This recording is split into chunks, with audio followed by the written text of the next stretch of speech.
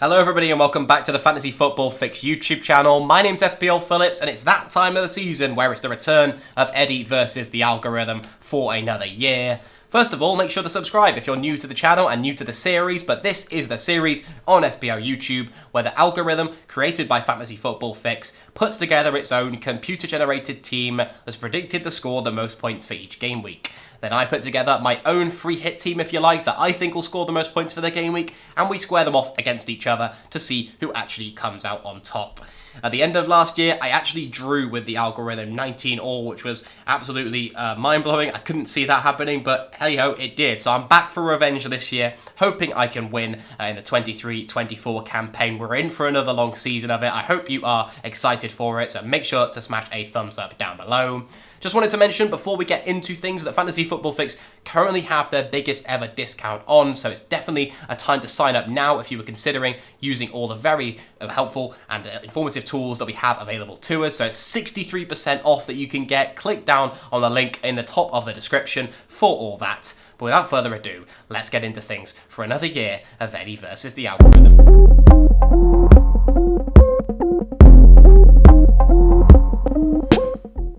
And so, as always, for people who already watch the series, you'll know that we reveal the algorithm team first, see how many predicted points it's on, in this case 61 at the bottom of your screen there, and then we'll have a look at my team that I've put together to try and take it on, and then you guys can comment below, down in the comments, who do you think is going to win this game week. So game week 1, a very peculiar game week. We've got some recent news as I'm recording this that Harry Kane has been a bid accepted by Tottenham for him, so wasn't really going to make too much of a difference to these sides, I think. Tottenham facing off against Brentford isn't a fixture that's particularly likely to be one that we want to target.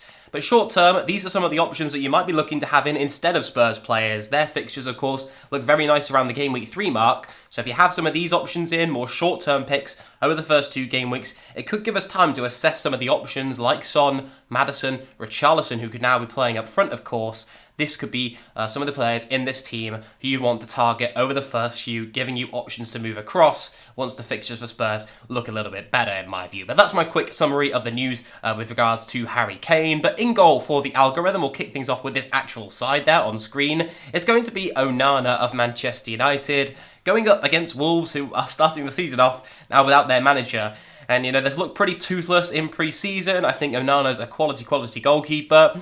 I think he's got the potential to, dare I say it, maybe even get attacking returns as well. With some of those long balls over the top that we've seen keepers get assists from in previous years. I think Steele was one of the goalkeepers who did it last year. Onana's certainly got that in his locker. And if he's looking for Rashford over the top at points in the season, or in game week 1, it will most likely be maybe Garnacho who's running in behind. I think there is maybe a slim chance, of course, that does come. And with Onana and his capability for pass completion, that's also puts him in the bracket for bonus points. So I really like him as a pick in game week 1. We'll see if he's joined by any more Manchester United assets in the defence, of course. There is no room for someone like a Luke Shaw. It's going to be 2 Manchester City assets in Ruben Diaz and Akanji, and then Estupiñán and Gabriel. So 2 very template defenders in Estupiñán and Gabriel. Good, nice to see that the algorithm is kind of supporting going with these 2. They have both very nice home fixtures against Luton and Forest respectively, so not going to touch on them too much.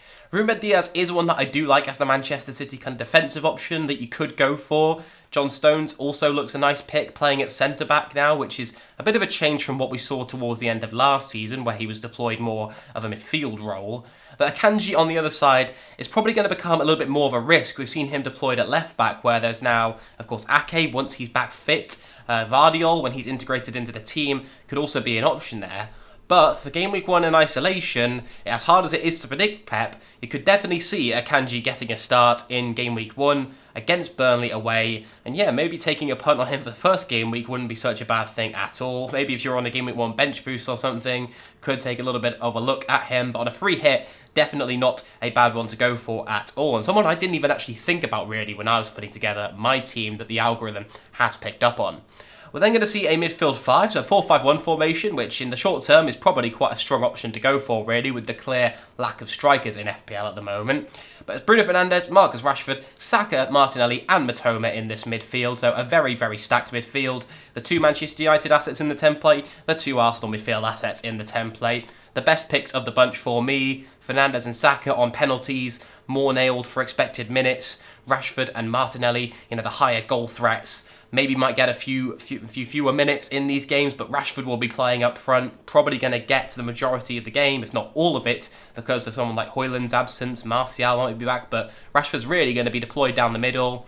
Might well move out to the left if Garnacho is subbed off, who I assume is going to start in Game Week 1. But Rashford, I think, is very solid for minutes, and as mentioned, that Wolves side is looking a bit all over the place, really, in terms of management, all the way down to how they're playing in pre-season. And then Martinelli, another really nice option. Some people going to Odegaard now, which is a more safe minutes option, of course, with Trossard being able to come in on the left-hand side. Personally, I would love it to see Trossard through the middle for Arsenal. I think he's a better option than Havertz there.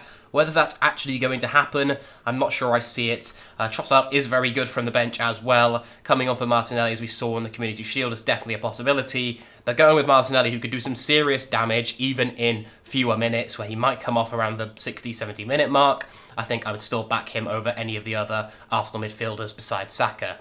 And then we've got Matoma, so probably the 6.5 million option of choice in Game Week 1. However, long term, players like Eze and Mbeumo become better options. They just maybe don't have the strongest fixtures in Game Week 1. But having said that, Eze is against Sheffield United, albeit an away fixture. So I do very much like Matoma for Game Week 1, that Luton Town side. Seeing how they fare off in the Prem, home fixture for Brighton, of course, which gives him the edge over going for the Crystal Palace man. And then finally up front, you already know who this is of course Erling Haaland. So you can see all the predicted points totals in the team as well now, which I think is a really nice feature. I hope you guys appreciate that as well. But it's actually Bukayo Saka who's got a very high predicted points total in this graphic we saw in the kind of video yesterday where I did my team reveal. The difference in that, the algorithm choosing to put the armband on Haaland, nonetheless. On the bench then, we've got Baldock, Visser and Ferguson. So quite a few funds actually being spent down there. Maybe Ferguson is the one that the algorithm is predicting to start for Brighton in this game. I think there are just a lot of funds left over from this team because you're not using it on a second premium, using it on a 4-5-1 formation where you've got, some pretty cheap strikers on the bench alongside. So you can really afford to have a lot in the bank, maybe if you even went with something like this as your actual team. But we'll move into having a look at mine then and see how it compares for predicted points as well. And my total is 55 predicted points. I've gone for a pretty similar team, to be honest. I have gone with a 3 at the back, though, with Edison between the sticks instead of Onana. I just wasn't too sold on any of the defensive assets, but Akanji is definitely one that might have changed my mind a little bit. I've gone with Estupinian, and then I've gone with Luke Shaw, who I think isn't getting talked about enough just because of how good Onana looks as an option. But Luke Shaw from Dead Ball Scenarios in pre-season, his final delivery into the box is absolutely superb. And it might be better off when Højlund comes in, but Casemiro's great in the air. We've got other United assets who can score from set pieces. And Luke Shaw, I think, is definitely one that maybe people are going to change their mind on early in the season. And if you're already stuck on a triple up of Onana, Rashford, and Bruno Fernandes, and perhaps you don't rate Onana anymore, or another goalkeeper looks good, it's going to be a little bit more of a faff to switch over to Shaw. So it is a bit of a double-edged sword in the moment how strong Onana looks, because I would have really liked to own Luke Shaw. Maybe if he was 0.5 million cheaper, I think that would definitely be something that would sway my head if he was the same price as Estupinian and Gabriel. And speaking of Gabriel, I've actually not gone for him. I've gone for Ben White, who's 0.5 more expensive. I had the money in the bank to do so, and I actually think that Ben White is a better option, at least for this game week, than Gabriel is. He's got the higher assist threat. I know he doesn't have the same amount of threat from set pieces, but he does get forward a lot, and we saw it, especially towards the back end of last season, quite how attacking Ben White can get. So I really like him. He's going to start right back with Timber on the left in Game Week 1, so no reason to not go for him over Gabriel on this game in isolation for me. In the midfield, it's going to be, the exact same midfield, basically, just in a slightly different order. But for all the reasons I mentioned prior, these are the 5 midfielders I would definitely have in on a free hit in Game Week 1 if such a thing existed or was even useful. These are my 5 favourite midfielders for the game week. And then up front, I have, of course, got Erling Haaland as well, who's going to be captained. And then João Pedro, whose predicted points total is pretty bad just due to the likelihoods of so many different attackers starting at Brighton.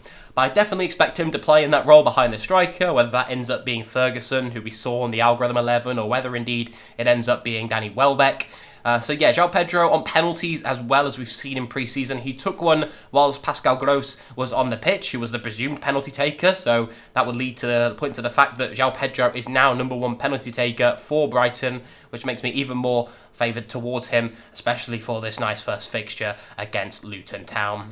Then on the bench, we had some money left over as well, so I thought I'd use it on a backup defender. Ruben Diaz is that man who I've gone for, just slightly less attacking threat than the three in my side, which is why he was the one to drop down to the bench, as I already had the Manchester City defensive cover in the form of Ederson 2. I've then got Turner down there on the bench, and I probably could have spent a little bit more on a backup keeper, because there have been some pretty weird rumours that I don't really understand, that Ortega might start Game Week 1 for City. I never understand what's going on inside Pep's head. Maybe someone with more knowledge than me can explain it down below in the comments why that might happen, but if it does, this team is a little bit in the mud, because Turner, for Nottingham Forest, will be playing his former side in Arsenal in Game Week 1. We've then got Mobama and also Baldock, who are just nice bench options. I had money left over in the bank. I could have spent it on upgrading these guys, but to be honest, I just thought I'd leave it as a bit more of a realistic bench and just save the funds and give you something that represents some good bench options at the moment that you can go for. So now it's that time of the video. I want you guys to comment down below who is going to win Game Week 1, myself or the algorithm. Which team do you back to get more points? Of course, the computer is backing itself, 61 points to 55. Let me know if you're excited for the return of the series as well by dropping a thumbs up. And if you're new around here, of course, make sure to subscribe to the Fantasy Football Fix YouTube channel. I wish you guys all the best of luck for Game Week 1 with your own teams, and I hope to catch you in the next one. Goodbye.